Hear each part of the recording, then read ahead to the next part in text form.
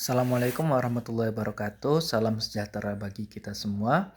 Bapak dan Ibu penggerak pertanian, padi adalah tulang punggung pangan kita. Namun, kedaulatan pangan tidak akan tercapai tanpa benih yang murni dan bermutu tinggi. Pada kesempatan kali ini saya akan membedah naskah teknis dari Kementan 966 tahun 2022, khususnya mengenai standar dalam sertifikasi benih padi mulai dari varietas unggul nasional, varietas lokal hingga dengan teknologi hibrida seperti itu. Pertama yaitu padi inbrida. Ini menjaga kemurnian genetik. Kita mulai dengan padi inbrida. Dalam memproduksi benih baku varietas unggul nasional, disiplin adalah kunci. Petugas, dalam hal ini pengawas benih tanaman, melakukan pengamatan lapangan yang sangat detail terhadap 200 rumpun per contoh pemeriksaan. Bapak dan Ibu harus mencermati standar mutu lapangan berikut, yaitu isolasi yang mutlak. Lahan wajib memiliki isolasi jarak minimal 2 meter, atau bisa dengan isolasi waktu minimal 21 hari untuk mencegah pencampuran. Toleransi. Untuk kelas benih tertinggi yaitu BS, breeder seed, dan BD, benih dasar, campuran varietas lain atau CVL dan tipe samping atau off-type harus 0%.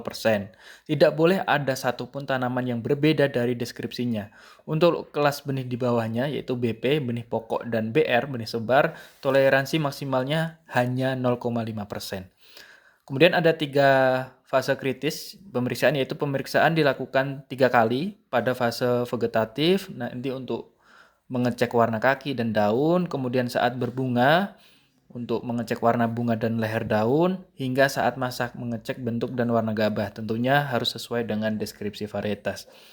Kemudian untuk melindungi warisan lokal, negara juga melindungi kekayaan daerah melalui sertifikasi padi varietas lokal.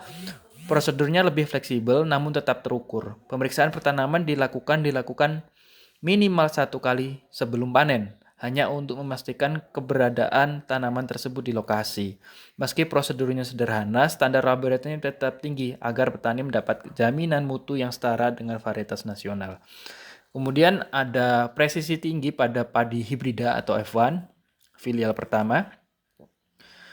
Ini adalah teknologi yang menuntut presisi. Benih ini dihasilkan dari persilangan induk CMS atau Cytoplasmic Mesteril atau di golongan A dan restorer atau disingkat R. Isolasi jarak yang luas. Karena resiko persilangan liar sangat besar, isolasi jarak minimal adalah 50 meter.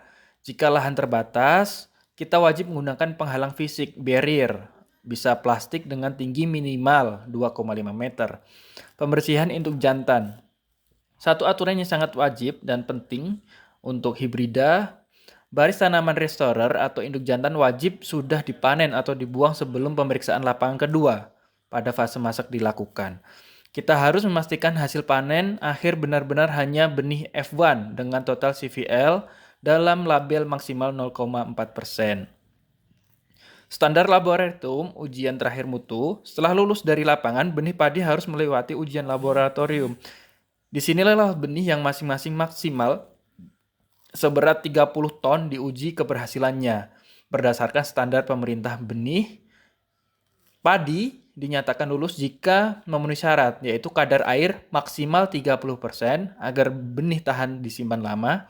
Kemudian kemurnian fisik, benih murni minimal 98% hingga 99%, daya hidup atau daya berkecambah minimal harus 80%. Jika di bawah itu benih dianggap gagal dan tidak boleh diedarkan. Identitas digital dan masa edar. Bapak dan Ibu sekalian, setiap benih yang lulus wajib dipasangi label resmi yang kini dilengkapi dengan QR Code sebagai jaminan ketertelusuran digital. Ingatlah bahwa benih padi memiliki masa edar selama 6 bulan. Jika masa edar habis dan benih masih memenuhi standar, dapat dilakukan uji ulang dengan masa edar setengah dari uji pertama atau 3 bulan. Sebagai penutup, sertifikasi benih padi adalah benteng pertahanan petani. Dengan mematuhi standar lapangan dan laboratorium yang telah saya sampaikan, kita tidak hanya menanam padi, tetapi kita sedang menanam masa depan bangsa lebih sejahtera. Baik, terima kasih. Wassalamualaikum warahmatullahi wabarakatuh.